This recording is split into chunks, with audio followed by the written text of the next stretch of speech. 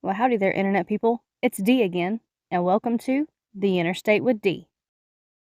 Today is Saturday, February 8th, 2025. Welcome back to our trip on the Interstate.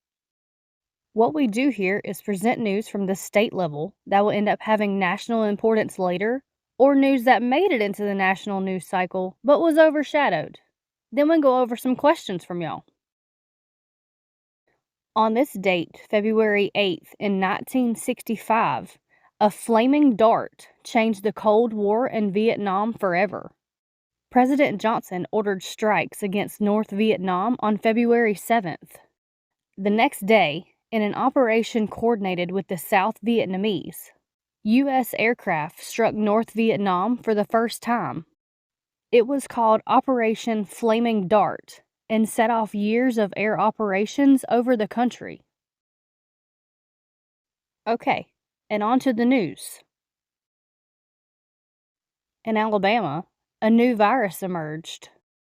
It's being called the Camp Hill virus and was identified in a mole-like animal called a shrew. They say there needs to be more research before they can talk about the risk of human infection, but say that direct contact with infected animals or their urine or feces poses a risk. Arizona utility companies are exploring more nuclear power in the state. In California, farmers are trying to gauge the fallout from Trump's bizarre move to dump 2 billion gallons of water in the name of aiding wildfires that were already contained and that couldn't have benefited from the released water. That water was supposed to be used by farmers for irrigation. The farming community in California are traditionally some of his biggest supporters. In Georgia, a $2.5 billion battery facility was canceled.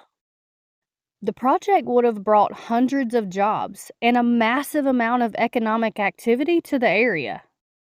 It's likely that we'll see a lot of these sustainable energy projects get canceled due to the new administration's hostility towards the industry.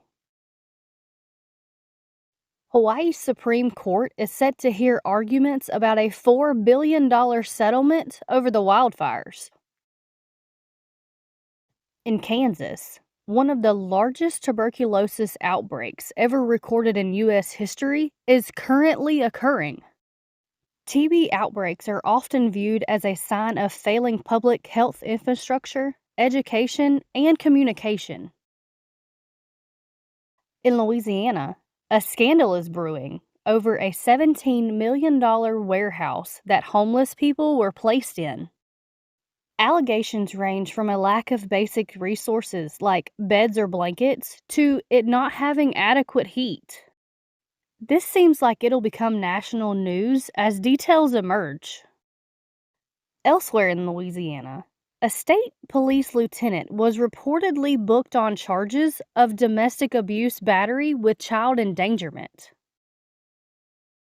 Some Michigan groups of Arab Americans who supported Trump are changing their tune after his recent comments about Gaza and are lobbying for him to withdraw his plan.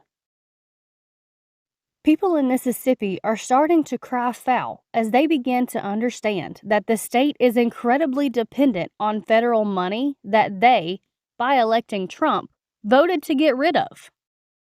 In 2023, the state spent almost $11 billion in federal grant money. The state's entire general fund budget is only around $7 billion. Expect this shock to repeat in other states as they come to terms with the funding freeze. In New York, the United States Military Academy, which is probably best known as West Point, disbanded a number of student clubs because of Trump's DEI order. There's probably going to be lawsuits over this in the future. Some pointed out that it seems like the darker the skin tone of the average student in the club, the more likely it was to be ended. Elsewhere in New York, judges had a rough week. 3 are no longer on the bench. One departure reportedly had to do with an old ticket-fixing scandal. Another was allegedly over driving while intoxicated. And still another was over an attempt to get out of jury duty. North Carolina Republicans have filed a bill to stop the state's attorney general from challenging executive orders from the president. Because, of course, they did. South Carolina's State Board of Education has banned more books. Perks of Being a Wallflower, Flamer, All Boys Aren't Blue, and Push are now banned. The law allowing this has been on the books since August. Sometimes classics are suggested for removal. 1984 by George Orwell was brought under review by the law, but wasn't removed. The jokes write themselves on that one. 2 Tennessee lawmakers have introduced legislation that creates a new offense. It would penalize anyone who interferes with a loan, grant, or other financial assistance that a person is entitled to receive from any level of government. The name of the legislation is the Shielding Tennesseans from Oligarchic Power and Eliminating Lawless Obstruction of Necessities Act. The acronym of that spells out Stop Elon, but I'm sure that's just a coincidence. Texas and New Mexico seem to have lost about $880 million in oil investments from Colombia. Ecopetro announced the massive investment, and just a little bit later, it was canceled. The stated reason was that it was over environmental concerns, because the project uses fracking.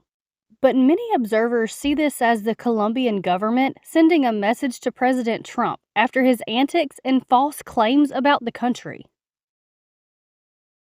In Virginia, community health care centers are curtailing services or closing over funding freezes initiated by Trump. In Wisconsin, a family is suing after a 22-year-old man saw the cost of his inhaler allegedly jump from $66 to more than $500. He couldn't afford the inhaler and died within the week. There's a lot of details in this one and will probably become a national story as more information comes out. And here's your weird state fact for this week.